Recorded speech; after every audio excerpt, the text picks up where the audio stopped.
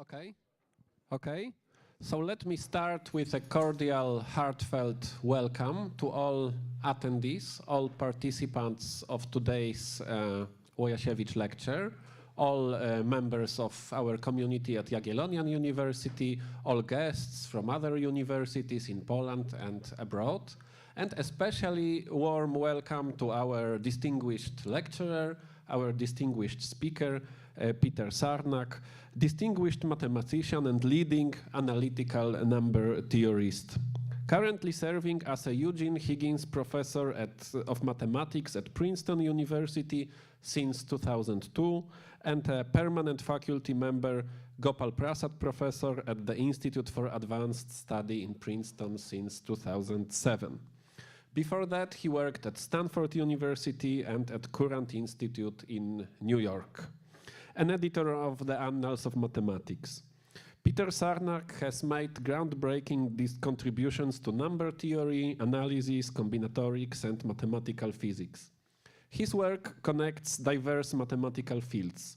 Sarnak's interdisciplinary approach has reshaped modern mathematics, bridging number theory with other fields. Author of over 160 research works with over 14,000 citations. His works focus on number theory, L functions, and automorphic forms. Recipient of numerous prestigious awards. Very recent one, Shaw Prize in Mathematical Sciences, 2024. Wolf Prize in Mathematics, 2014. I have a very long list here. George Polya Prize, 1998. Ostrowski Prize, 2001. I could read, there are many, many more. On International Congress of Mathematicians, invited speaker in 1990 in Kyoto, and then plenary speaker in 1998 in Berlin. Awardee of honorary doctorates at numerous prestigious universities. Member of the National Academy of Sciences, Fellow of the Royal Society, American Philosophical Society, and American Mathematical Society. He practically created the whole big next generation of mathematicians. I don't know how it's possible. 57 PhD students and 227 academic descendants. Today we will hear his lecture, The Complexity of Divisors of a Number. Professor Sarnak, the floor is yours. Thank you.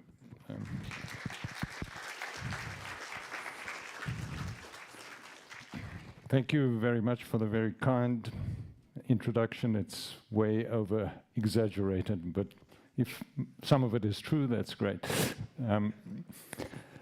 Well, it's a great pleasure for me to be in Poland. I'm not used to a microphone. I've got a loud voice. Can I just take this off? And let me just get used to it, because yeah, so it's a great pleasure for me to be in Poland. I've never been to Poland before. My grandparents come from Poland, and I've been having a wonderful time, and Krakow is an amazing city.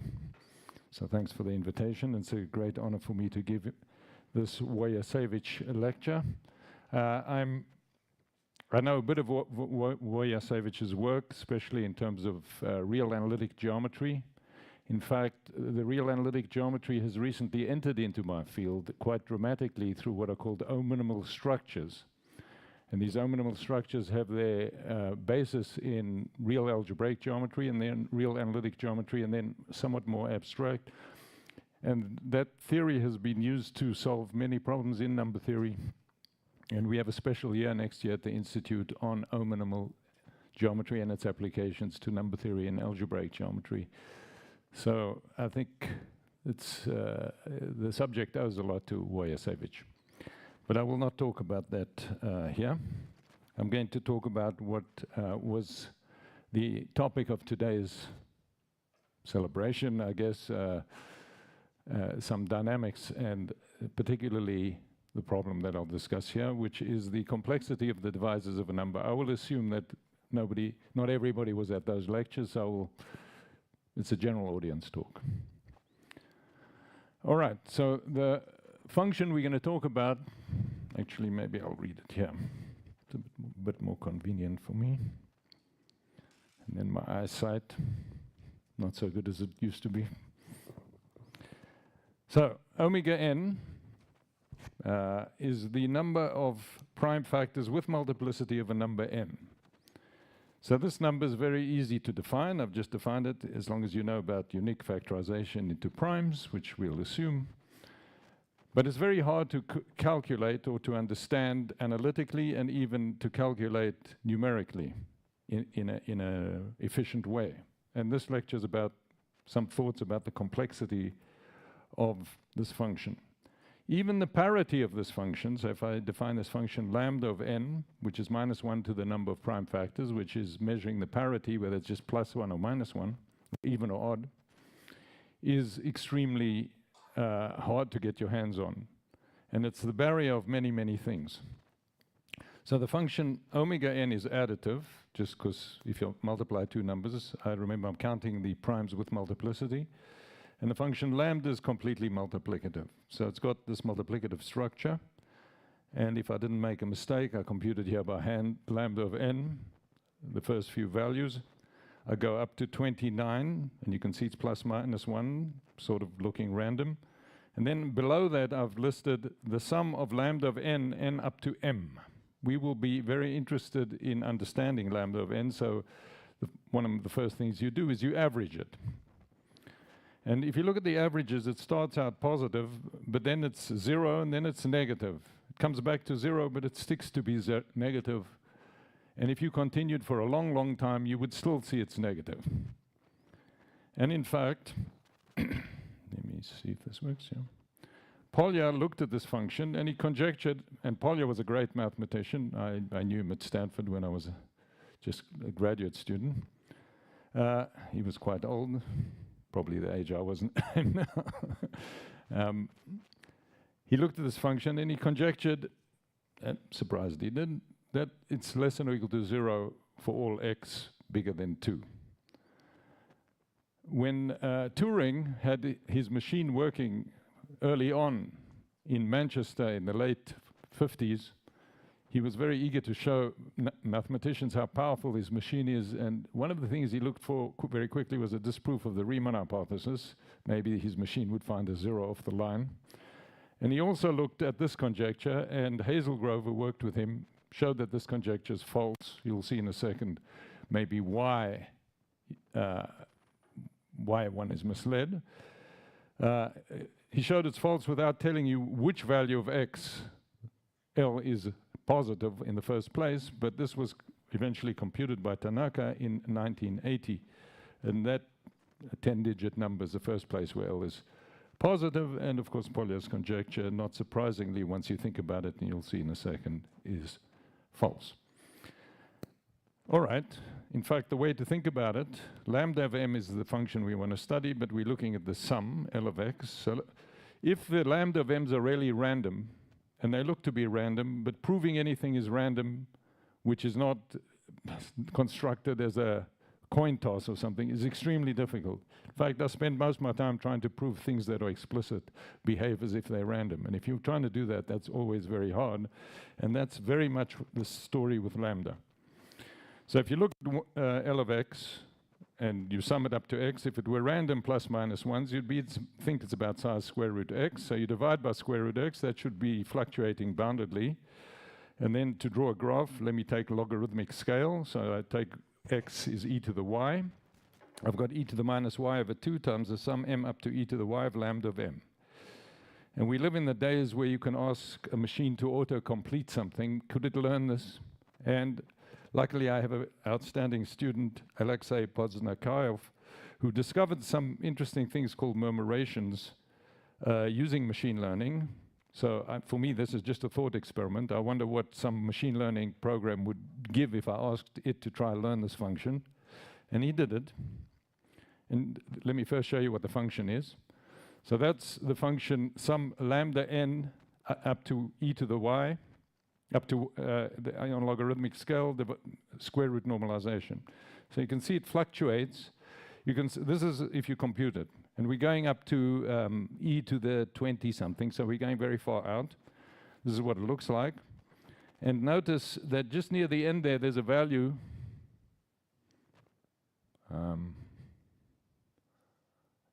That's that value of Tanaka where it's first bigger than 1. So Polya was completely misled by this because the value of this function is oscillating.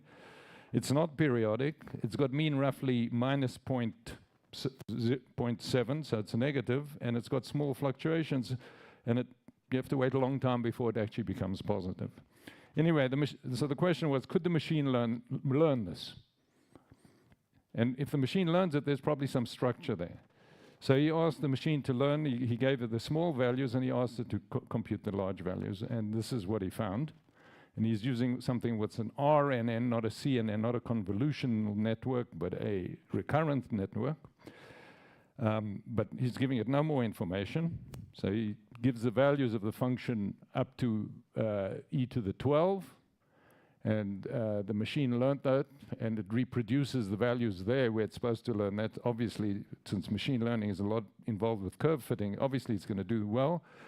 But then he asks on the untrained data, which is the next half interval, which on the logarithmic scale is very far, and it does extremely well. The orange is what it looks like, and it's actually reading the values. And he does another experiment, and it reads pretty well. So the machine was able to learn some lambda n less than or equal to y on this logarithmic scale. You might wonder why. Of course, I was expecting that it would learn it, and if it didn't learn it, I would have been very disappointed. And the reason is the following. Sorry, I wanted to show you one more thing from his experiments. Is the machine, when it learns it, is learning in some very high dimensional space, and it's got no structure, it knows nothing about the problem. This is what's kind of very disturbing for anybody who sees machine learning doing an autocomplete. But then you can ask, and he did ask, in this very high dimensional space, is there a projection of this function that you've just learned, of this vector, on some low dimensional space, which is very structured? And he finds an almost a torus picture with some rotation, and this rotation is a magic number that I want to tell you, and it's found it. So the machine learned this, and in fact what I'm about to tell you is the machine learned the first zero of the Riemann zeta function. Why is that? The function we're talking about is of great interest to number theorists because summation lambda n over n to the s, you can compute it. It's the Riemann zeta function at 2s divided by the Riemann zeta function at s. So if you have any experience with this, if you want to sum lambda n up to x, it's related to the poles of the function that you're summing here, and the poles of zeta of s over zeta of 2s divided by zeta of s are at the zeros of the Riemann zeta function. So you really, in summing that and dividing by root x, the root x is we're assuming the Riemann hypothesis here, just to understand the picture, will have a certain fluctuation which you can compute from the zeros of the Riemann zeta function by doing some complex analysis. So this function that we're summing, a of y, that the machine was learning, turns out to have a mean which is slightly negative, and this is provable. It's minus 0.07, which you saw on the graph. And then it's got an oscillatory term, which is these oscillations, and it turns out that the first zero of the Riemann zeta function is extremely high up. It's got value roughly 14. And because it's so high up, that makes the fluctuations very small. So this function, which is not periodic, but is what's called B squared almost periodic, though when people started studying this, they weren't aware of that notion. This function is oscillating, and it repeats itself in some kind of B squared norm by shifting. So this machine has discovered that, and the torus I showed you, it discovered this 14 to a few decimal places, which is the first zero of the Riemann zeta function. So imagine that Riemann hadn't given us the Riemann zeta function. We did the sum. This machine would have told us there's structure there. It would have actually found it.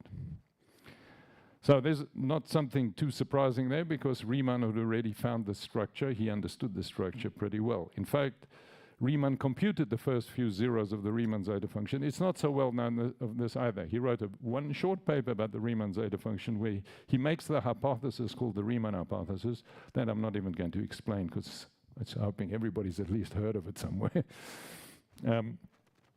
He makes it as a hypothesis, not a conjecture, because he didn't think it was a particularly hard problem, and it was very relevant to what he was doing. And then, like all great mathematicians, he actually computed the first three zeros and found they were on the line and a half. This is not so well known, and that's not a trivial thing to do, and it's especially not trivial to do with a pen and a paper when the first zero is so high up at 14, because all the standard representations of the zeta function that he had have a exponential decay term coming from Stirling's formula, and so he had to do something very clever to make that computation. And nobody knew about this, and people looked at his nachlass, and none of them recognized it until Siegel came along and understood what he was doing. And the method to compute zeros, which I'll return to a bit later, is called the Riemann-Siegel method, invented by Riemann. This subtle variation has a good tradition in Poland. In fact, there's whole works of comparative number theory by Knepowski, a Polish mathematician, and Turan, and Jerzy Kotsarowski wrote some papers, and Rubinstein and I wrote quite a definitive paper on this phenomenon, which is this oscillation in understanding these biases, this bias that Polya was misled by. All right, so that's the background and machine learning. And now we ask the machine, well, what about lambda n plus 1 on a logarithmic scale or not logarithmic scale? Is that got some structure? Because mankind has never seen that structure. Maybe the machine would show it to us. Of course, it learned nothing. It just predicted garbage. It's very confident, as you all know, but what these auto-complete. So basically, what this problem was auto-complete this function. You give it at the beginning of the sequence, and you're asking, what does it look like later? And it learns nothing. So, and if you ask it to learn lambda, it learns nothing either. Absolutely nothing. It's completely useless. It may as well flip a coin. So it would be nice if it showed us something we didn't know, but that's sort of what we're expecting. And what I'm want to explain is why this function's so hard to understand this way. And maybe a wonderful theorem would be a theorem that you cannot learn lambda of n, this parity, with anything like machine learning. Now, machine learning is some kind of dynamical thing, or is it computational complexity? So I'm going to divide my thinking on this in this way. All right, so I didn't learn anything about lambda and n plus 1. But you could ask what's the summation lambda of n up to x. I was telling you how it's related to the Riemann zeta function. It's little o of x, meaning if you divide by x, it goes to 0. That's elementarily equivalent to the prime number theorem. And we know that. That's one of the great theorems we know about prime numbers. There's an old conjecture of Chowla, which is concerned with the lambda n plus 1, or more generally, the correlations of lambda with itself. It's a wonderful conjecture. It says there isn't anything we don't know. If somebody had found some correlation between n and n plus 1, the parity of the number of prime factors somehow correlating, somehow somebody would have seen it. Now, I don't know that this conjecture's been checked that much on a computer, to be honest with you. But somehow Chowla just decided, and we all agree with him, that there should be no correlation. So this is a great conjecture. The only problem with this conjecture is nobody knows how to prove anything towards it. The best result, actually, is due to Radziwiłł. I think he was a lecturer here 2 times before, with Matomaki, which doesn't prove that lambda n plus h goes to 0, but it proves that it's less than 1 minus some delta, which positive delta, which depends on that. So it doesn't get arbitrarily large. They don't all line up statistically and get as large as they could possibly get. They get a little bit squeezed, but we don't know that it's little o. That's the best result we know. And the trouble is we don't have techniques to tackle that. So while Chowla's conjecture is a wonderful conjecture and a very important conjecture, we know very little towards it. Excuse me. Yeah.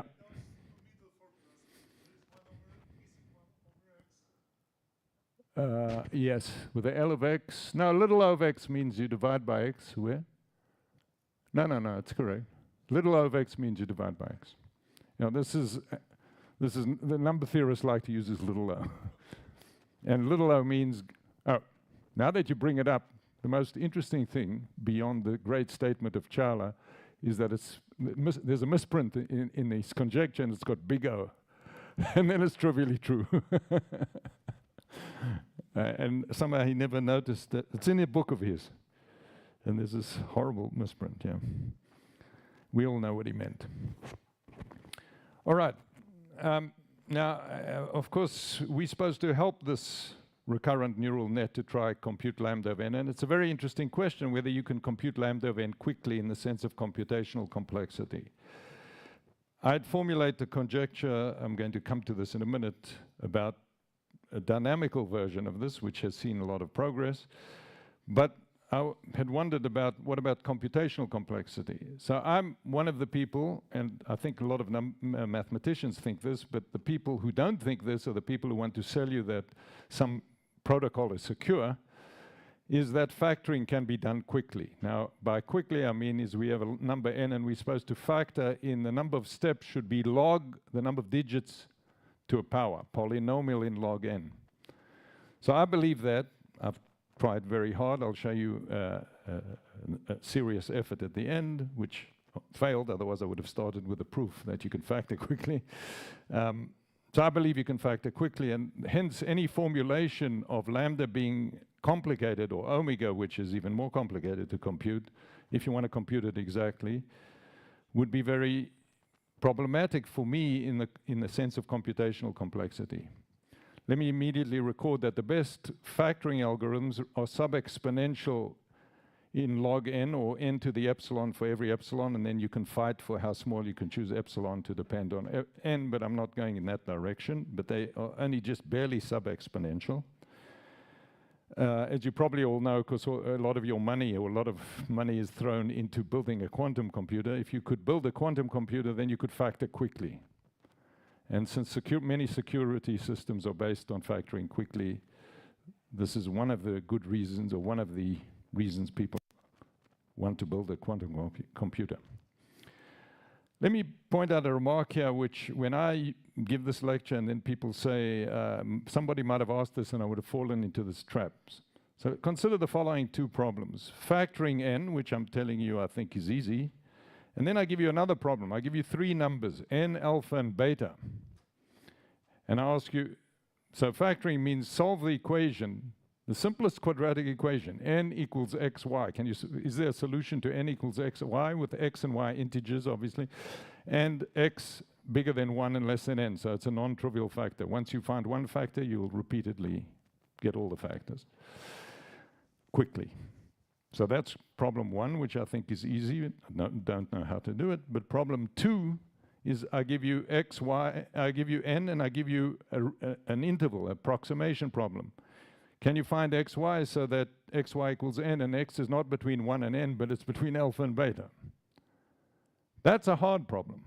And I'm not crazy. I think factoring is easy, but I don't think p equals np.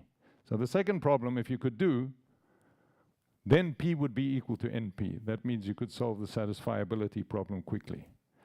That sounds, well, those problems look almost identical, right? In fact, in problem two, I'll give you the factors of n. And the trouble is that most numbers have many factors, log n factors. There's a statistical theory of how many log factors. And then if you know the factors and you want to make the product between alpha and beta, you have the problem of trying to find which factors do you multiply to get between alpha and beta. And that's equivalent, that can be reduced to what's called the knapsack problem. I come to you with a sack of poles of integer lengths, and I ask, can you find a subset of these whose lengths add up to a given k? That's one of the very earliest problems shown by Dick Karp to be NP complete. So problem two is NP complete, and certainly no quantum computer can do that. But problem one of factoring, it can do, and my belief is it's much easier. But I don't know how to prove that, and even the following problem, which I raised already in 2011 when I made the conjecture, which I'm going to raise in a second, I still haven't been able to do it. I've been trying to do this, and I urge young people, or anybody, to try and solve this simple question. Can you construct a sequence, plus minus 1 valued, so that for every n, you'll tell me what C of n is in polynomial log n steps? So I give you n, you go away and you come back in polynomial log n steps, you give me a plus or minus 1. And that sequence should correlate with lambda. In other words, the average values should converge to a non-zero number. In other words, the sequence you giving me statistically guesses what lambda is non-trivially. I'd love to see that. That would be saying that that the computational complexity of lambda, at least at this level of getting the thing statistically right, is low complexity. So I'm arguing this lecture is about the complexity of lambda of omega. Lambda is just, parity is always the hardest thing to understand. All right, I don't know how to do that. I raised this many years ago and no progress has been made, and I'd love to see progress on that. On the other hand, there's a dynamical formulation of the complexity of lambda, and that has seen great progress. And the main reason that it's seen great progress is, unlike the Chowla conjecture, I'm going to explain this formulation fits very well into dynamics and number theory simultaneously. And here is how it goes. So I want to define the complexity of a sequence or of a dynamical system. And that's, there are many definitions, but there's one that's very important called entropy, and that's exactly decisive here. So by a dynamical system here, I'm going to mean a compact topological space X and a continuous map from X to X. And we're going to make a sequence of numbers, which is what you observe in this dynamical system.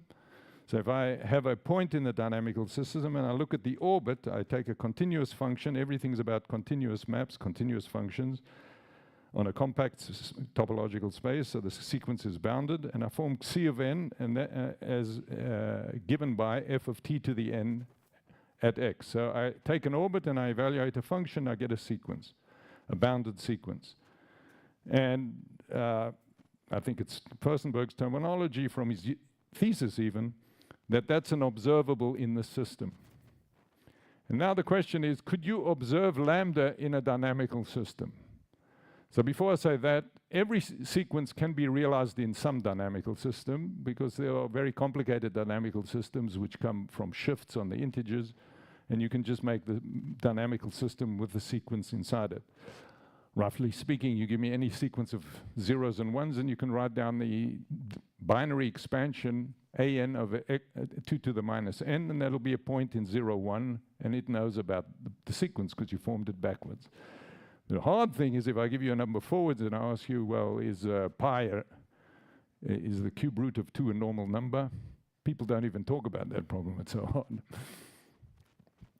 Okay, so could you observe, so the question that I was trying to understand is, could you observe lambda in a dynamical system?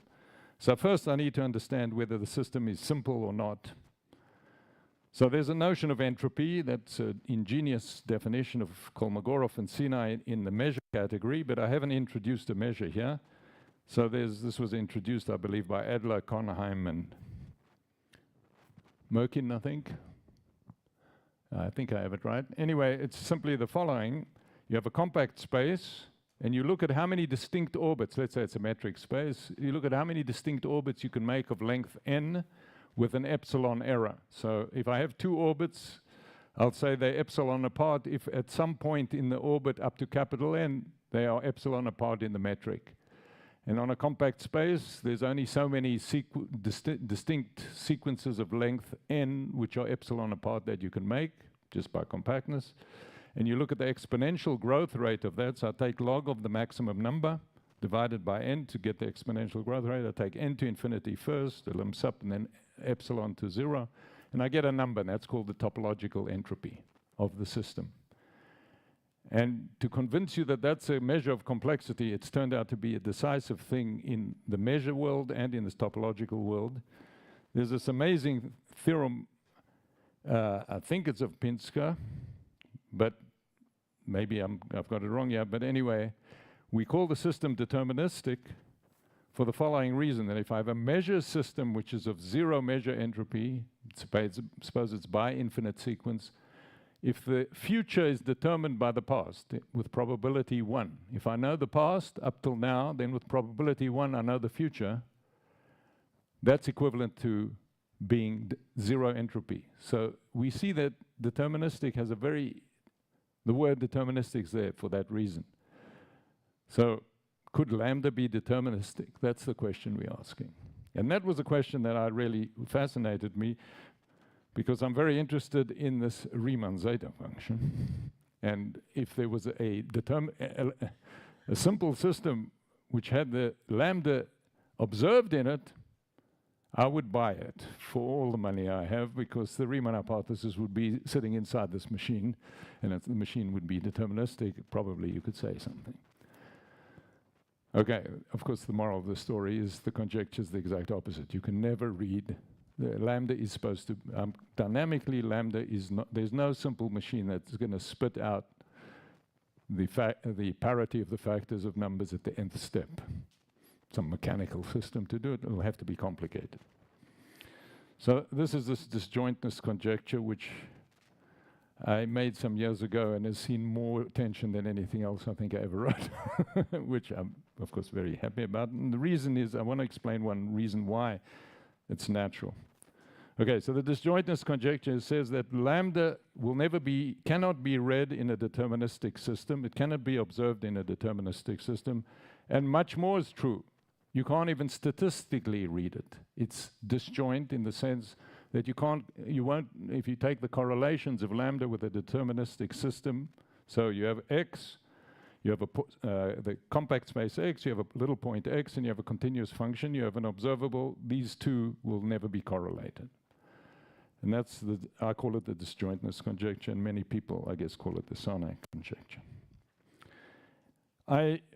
In making this, I didn't make this conjecture for a while because I was warned it's false, but once I proved that Chowla implies it, I believe Chowla, I had a purely combinatorial proof, but I should say that I learned over the years, especially Marius Lemanchik and his collaborators have worked on this, have given a purely ergodic theoretic proof of this, which is much more satisfying.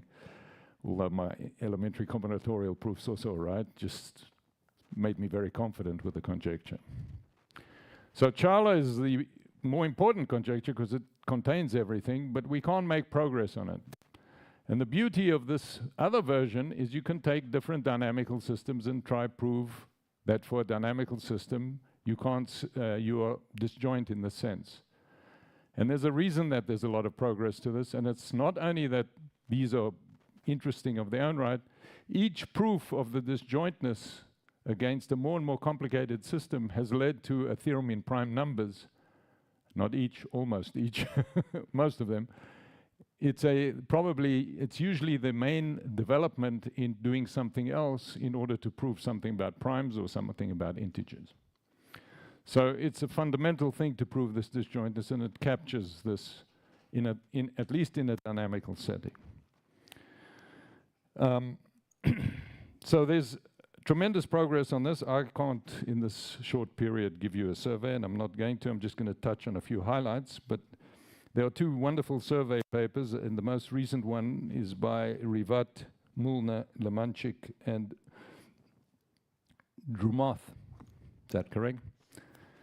Which, of course, what I say will intersect with that. So I'm going to just point out some highlights. And I want to also point out a very important issue, which is why this dynamics is extremely natural for this problem. And the reason is the following, that if you start with your xt, and I'm going to go through I want to go to the second one, but before I go to the second one, if my dynamical system was just a point, then we're just talking about the prime number theorem. I more or less said that before. If I'm a finite set, this is basically the Dirichlet theorem in primes in progressions. Not exactly, but it's close enough. But the first real interesting case is the rotation of a circle. So suppose this is a zero entropy topological system. I take x to x plus alpha, where alpha is rational or irrational, I don't care.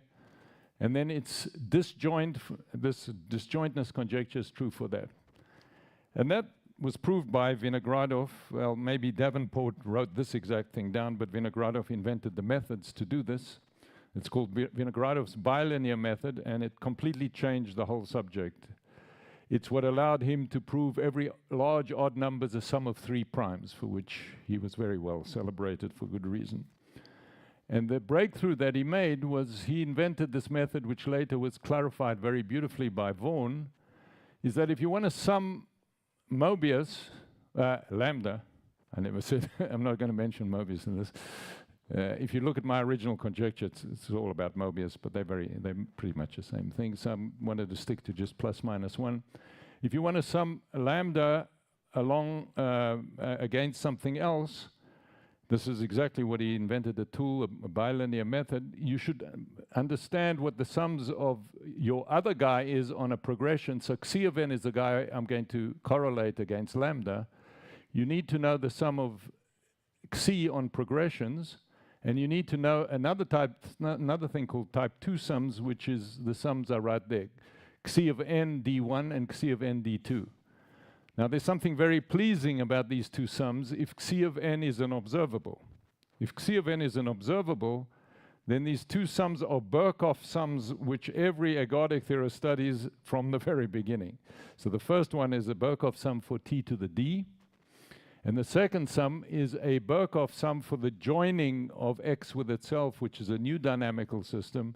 And it shows that, and this was the real reason that was clear to me, this is completely natural, is that the most powerful breakthrough due to Vinogradov is purely dynamically expressed when you are observable.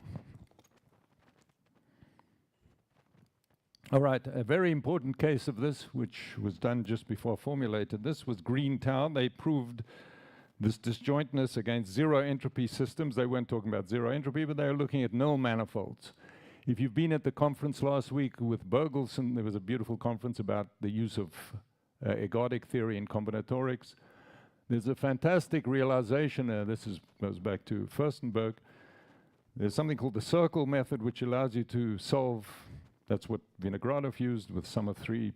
Every large odd number is a sum of 3 primes, a Goldbach, odd Goldbach. In that case, he was using the circle method. But if you write down more linear equations, there's this great insight of Furstenberg that what replaces the circle is a null manifold.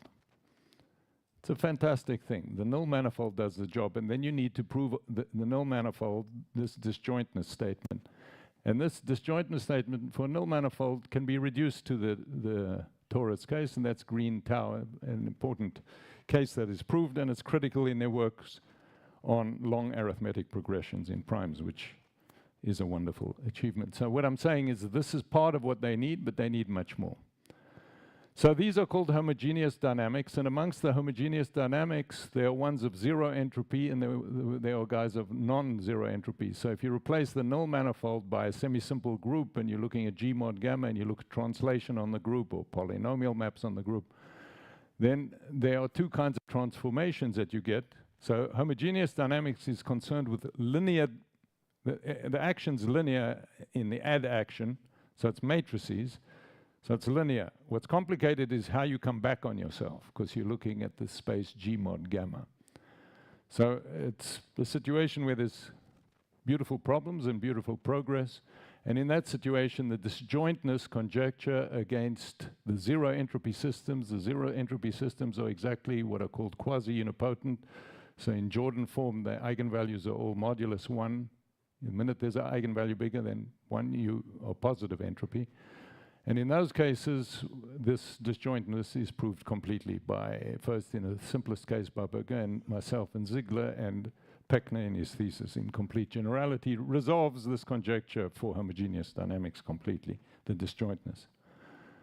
I should say that there's a very big input here that comes from the joinings, and that's Ratner's measure rigidity for unipotent flow in G mod gamma. So it's not an easy theorem in the sense that there may be an easy proof, but our proof is employing a lot of machinery. Ratner. So those are cases that are known. And now how about some inhomogeneous cases which have less direct application to prime numbers, except if you ask a question which is related to the inhomogeneous flow. So a good example of inhomogeneous flow are deterministics. Some people call them automatic sequences, the sequences that come out of them. Autonomous systems, there's certain dynamical systems made out of a register with certain properties. Just let me give you an example. The Morse sequences is such a sequence. It's not periodic. If you look at the S2n, which is going to be the parity of the number of the sum of the digits of n in base 2. The parity of the sum of digits in n in base 2. It's a low complexity sequence, and it should be disjoint to lambda. And that was proved already long time ago by Madut and Rivat, who proved a prime number theorem that I'll show you in a minute, so it's very interesting. But the complete general proof of this for automatic sequences is due to Milner, which is, I think, a remarkable achievement. Veitch proved some other versions of the Morse sequence, much more complicated one called Morse-Kakutani sequences. And getting back to computational complexity, as I said, I think that you can compute the factors of n quickly and the parity. But if you have a handicapped machine, so there are no theorems in, okay, I'm sure they're computer scientists here, complexity people. Complexity theory has the one weakness is that they've shown that various classes are equivalent to various other classes, but nothing has ever been shown to be hard. So this is the P equals NP problem. But if you have a handicapped machine, a monotone circuit or bounded circuit complexity, so it's like a machine that can only use one hand, then there are lower bounds, and this is the famous work of Rasparov. He showed that monotone circuits have a lower bound in computational complexity, which is exponential.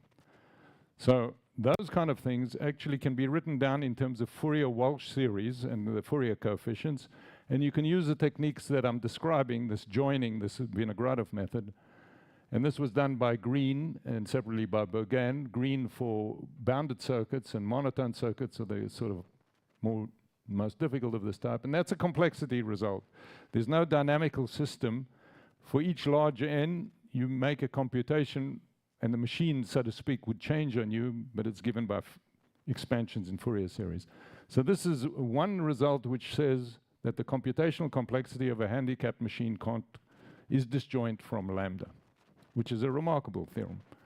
And it's that I would love to see much more generally, like that a large language model could never do, never compute lambda or is disjoint from lambda. All right.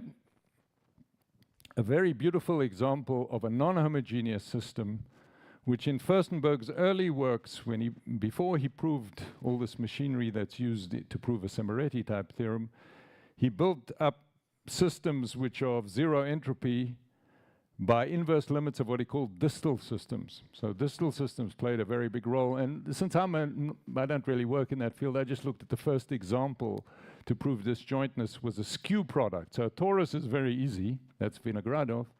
But suppose I take a torus where instead of taking x plus alpha and y plus beta, I take x plus alpha and y plus some function of x, which is periodic, which is a skew product, and that's already highly non-homogeneous, but it's still distal and zero entropy. And Furstenberg studied these very carefully.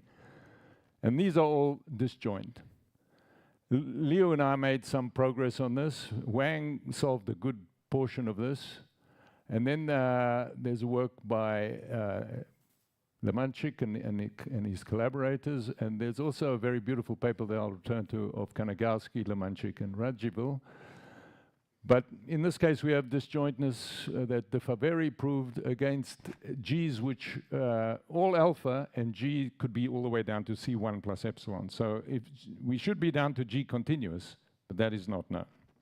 That would then solve this disjointness for these inhomogeneous. Okay, there's much advances, the many advances in another in a reformulation of a weaker form of this conjecture, and those come from logarithmic averaging. And I don't want to go into that because that moves away from primes, which is moving away from my main interest, but it's really important. And it was Terry Tao who understood that if you take logarithmic averaging, you can do much more. But it's still not solved, but he did do one thing there which is extremely impressive. In the logarithmic average version, Tao shows that my conjecture in its logarithmic version is equivalent to Chowla. Equivalent, which that shocked me because I thought mine's much weaker. Now, it's not shocking because they're both true, so everything's equivalent to everything else secretly. But the fact that he can argue with that they are equivalent by an argument is very impressive, and it uses the whole force of this Furstenberg machinery as developed by him Ziegler and Green. I won't go that way because that moves away from prime, so, but it does give the best results in terms of the number of configurations. One thing that the conjecture implies is that the set of plus minus ones that you can see in a window with lambda, how many, I give you a window of length k, and then I say, how many different plus minus one configurations of length k can you find by, you shift this window way down as anywhere you go, can you, how many different, so the maximum number you could find is 2 to the k, and conjecturally that's the answer. Before their work, the best lower bound was maybe a constant, linear in k. But they now are got log k to k to any power, but they don't have exponential. But the conjecture immediately implies entropy, that it should be exponential number, and in fact 2 to the k. And the best results come from doing this logarithmic average, which has the feature of weighting early primes, and so it moves away from prime numbers, but it is good for looking for windows with various shapes. Okay, now the next thing I want to say is about a prime number theorem that goes with the dynamics. Since this disjointness said that lambda against anything deterministic will always go to 0 when you average, you might ask, and this would be like a wonderful prime number theorem, I call it the prime times theorem, that if you look at prime times, you still have the same average as you would have if you go over all times. So the Birkhoff sum would be some f of t to the nx, n up to t, 1 over t. That converges, Birkhoff's theorem would say, to the average almost for almost all points. I'm not interested in almost all. Let me make one reason why we have topology here and every x. In number theory, you're not interested in almost all numbers being normal. You're interested in whether a specific number is normal. So when the dynamics allows you to say something about every x, that's very useful. So we're really after every x. So suppose I have a very rigid kind of topological dynamical system where all averages converge to the mean. That's called a uniquely ergodic system, and it's 0 entropy. Then you might have a prime number theorem of this type. And there are many conjectures of this type. And I've always challenged Marius to understand what kind of dynamical systems have this property. Because the disjointness is just explained by entropy, but this is much more subtle. And in fact, some of his work, as I'll show you right now, indicates how subtle it is. So when Vinogradov proves that you disjoint from irrational rotation, he also gets a prime number theorem. It's one of the first such prime number theorems. The Moore sequence has a beautiful prime number theorem. That was why I mentioned Rivat and Madut, because they actually proved this before all this was happening. They proved that if you do, they solved the following beautiful problem of Gelfond. Beautiful conjecture. You look at the prime numbers, you expand them in base 2, and you add the digits. Are those and you look at the parity. Is that equidistributed between +1 and -1? And they proved that. So the key is to prove the disjointness, but when they prove the disjointness, they get a prime number theorem with it. So it would be very nice if we have these prime number theorems in general. And the skew product is one of the most interesting. There's this quite beautiful result of Lemanchik, Kanagowski, and Radziwill, that if you uniquely, let's take a skew product which is uniquely ergodic, and G is analytic, this nonlinear map which is the skew product, then it obeys a prime number theorem. Beautiful. But if G is only continuous, they show the prime number theorem can fail. So this is an indication how much more subtle the prime number theorem is than the disjointness. This disjointness is a robust thing because, so to speak, if something is deterministic, it just can't keep up with the way lambda jumps between +1 and -1. But the prime number theorem is much more subtle. And there's a horocycle version of this, which Ubis and I studied in great depth, but couldn't prove it. We made some progress, and thanks to very recent work of Zhang, Mohammadi, and Lindenstrauss effectivizing Ratner, Forney, Kanagowski, and Radziwill were able to prove Not a prime number theorem here, but the second best thing, that the prime times theorem is true, where instead of averaging over m up to t, where m's are primes, m is a product of 2 primes. So that, you haven't thought about this, but getting down to 2 primes in this problem is quite difficult. And it's a wonderful paper, this. That's all I want to say about prime. There is a theorem I have to mention, because this came out of the blue. This was Bergelsen and Richter. They prove a purely dynamical theorem, no entropy assumption. I'm just going to say it to you because I've introduced omega n. This is this very interesting function.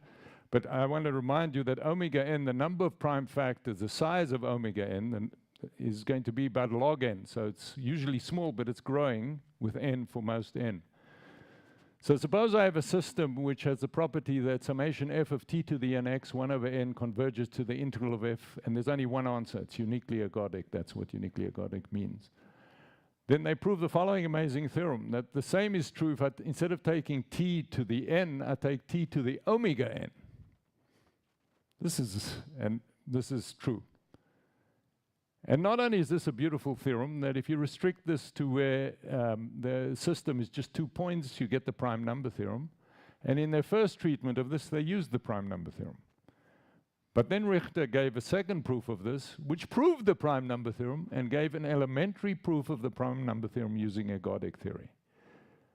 This is wonderful. So the idea of elementary proofs is a bit of a, I mean, like, is it that interesting that you can prove something with your hands tied behind your back? I don't know. But if you look at the history of this problem, Chebyshev made great progress towards proving the prime number theorem. He showed that the number of primes up to x divided by x times log x lies between 2 constants. The prime number theorem says it has a limit. And he showed if it has a limit, it must be 1. So the only thing was, could he show the limit exists? And this is where ergodic theory is good. It's good at giving you limits when you can't see other ways. Interestingly, his proof goes back to Chebyshev. He uses Chebyshev's construction in his proof and then inputs some interesting ergodic theory. All right, I have 5 minutes, and I won't take more than 5 minutes. The closest I ever came to factoring quickly, and if I'd factored quickly, then you would know about it, or I would be eliminated probably. Somebody else would be using it somewhere. Was an idea which sometimes ideas are great and they just don't work. And the thing that came in the end to stop this working was my own conjecture. So I'm going to tell you a little story about elliptic curves.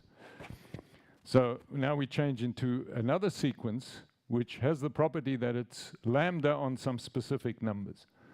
So if you don't know what an elliptic curve is, it's a plane curve. I'll be looking at an elliptic curve over the rationals, but I'll make A and B. I'll put it in Weierstrass form. I'm looking at y squared equals x cubed plus ax plus b. It's an elliptic curve over the rational numbers, and it's got some very important invariants.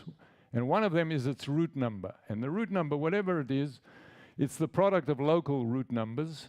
And the local root numbers are computed by looking at that curve modulo p.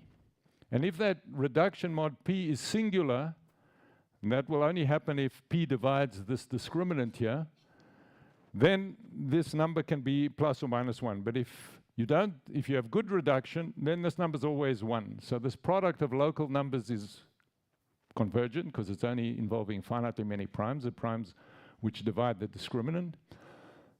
And if delta is square free and a and b satisfy some simple arithmetic things, otherwise you just change it a little bit, then the root number is lambda. Our wonderful function we're trying to understand to compute is lambda itself, no more and no less.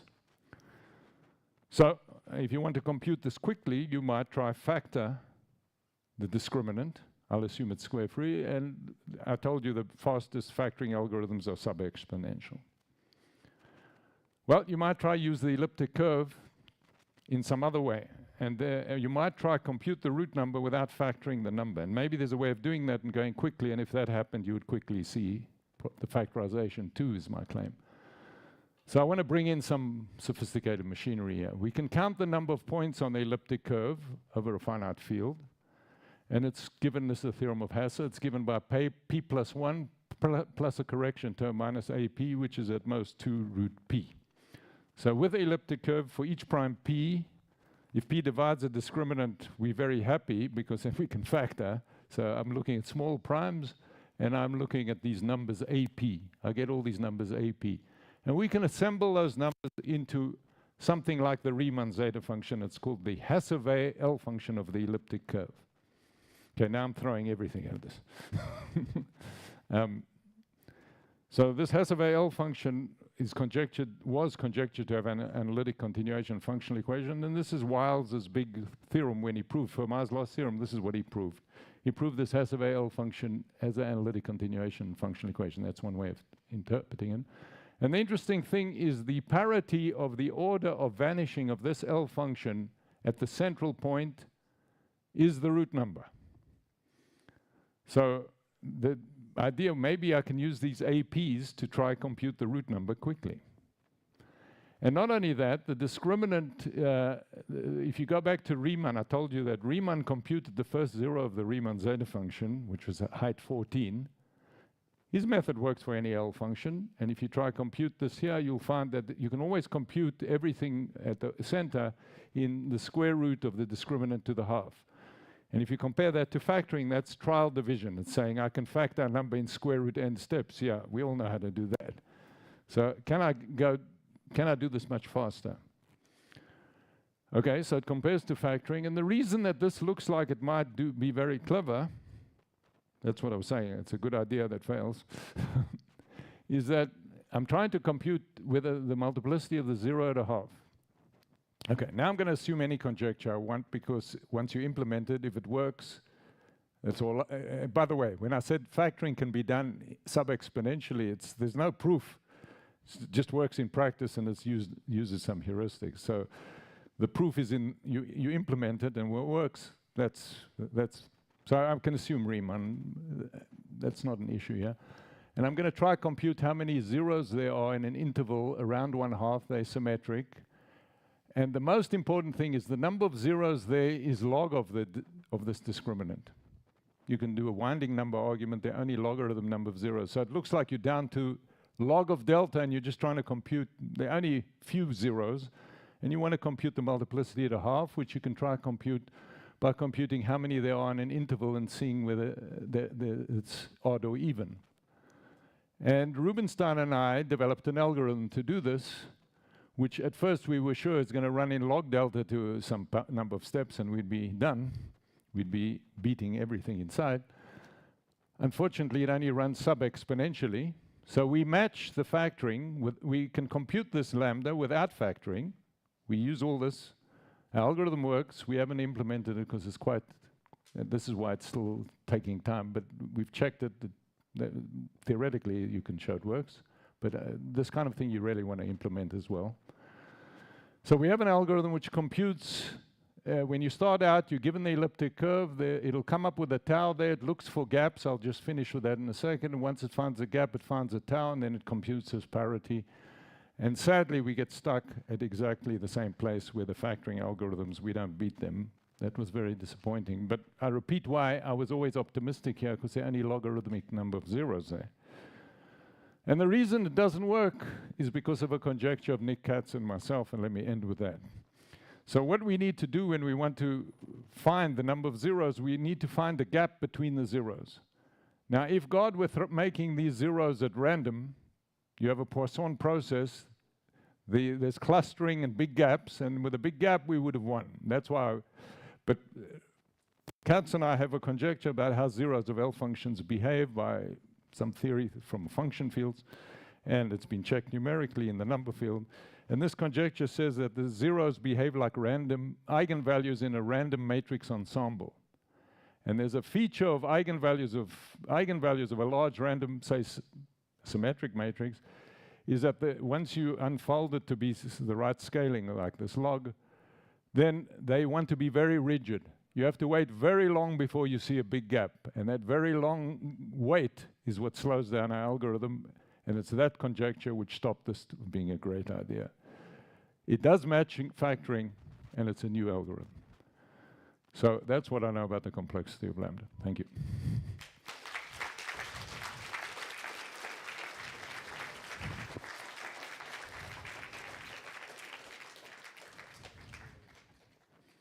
Thank you very much, Professor Sarnak. We have time for questions and comments from the audience.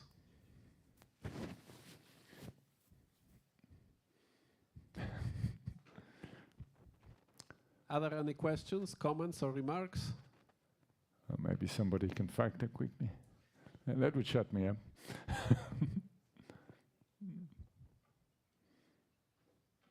Yeah.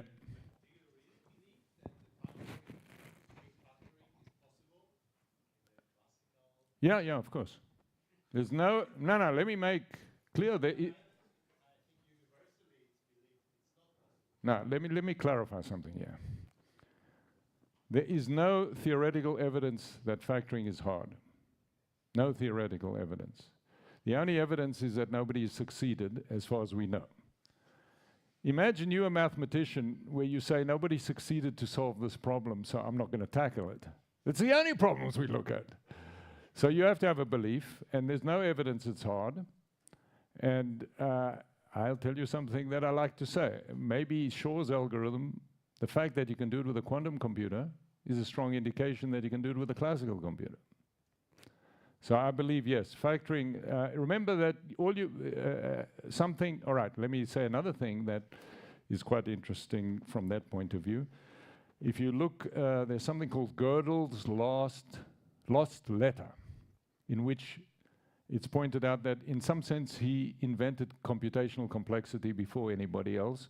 He's writing to von Neumann, who's on his deathbed, and he's saying, the problem of decidability, which is what of course he changed completely, there's also the issue of how many steps it takes to solve a problem, and imagine that you could, and he raises the question of factoring and testing for primality. And he thinks those are very difficult, and he's giving examples of problems he knows how to do quickly, but not in polynomial log n steps. And when he points this out, he says, if you could do everything that can be done, if P equals NP, you could start to search for proofs. The machine could just go through all different proofs that are of such length and maybe prove everything you want to know, or anything that can be proved in so many pages. So he does raise the complexity question, not just the decidability question, and it's true that he does that. But he puts two things over there. He puts factoring, which we still don't know how to do, which is what we're discussing, and he says primality testing. And we can tell whether a number's prime in polynomial time, and that's a very beautiful theorem. It was known conditionally under Riemann, but that's a great theorem of Agrawal, Saxena, and Kayal, Annals, 2003 or something. I solicited the paper. Thank you. We have time for one more question.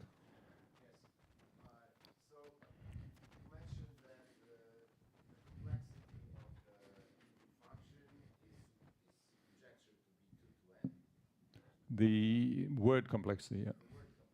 Yeah. Which means that the sequence is generic in the Yes, which follows from Chowla, as you point out. Yeah. This is unknown. Is it known? Maybe I missed it, that the complexity is at least something exponential? No. The world record is the dream team of Tao, Ziegler, Matomaki,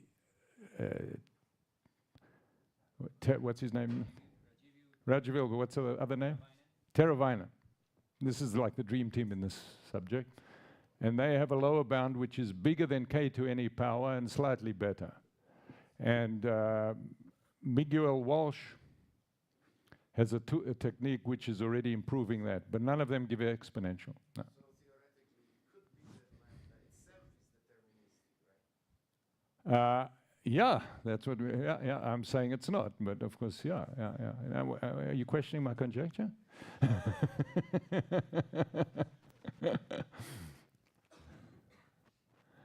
I don't, correct, right. Right now, for all we know, lambda can be observed in a deterministic system. I don't even know how to prove that. Never mind disjointness. Yes. And if you, I said that earlier, if you give me a deterministic system which observes lambda, I'll come by it for you for whatever you ask. Okay, if there are any more questions, I suggest to ask them after the lecture. And now let's thank the speaker once again.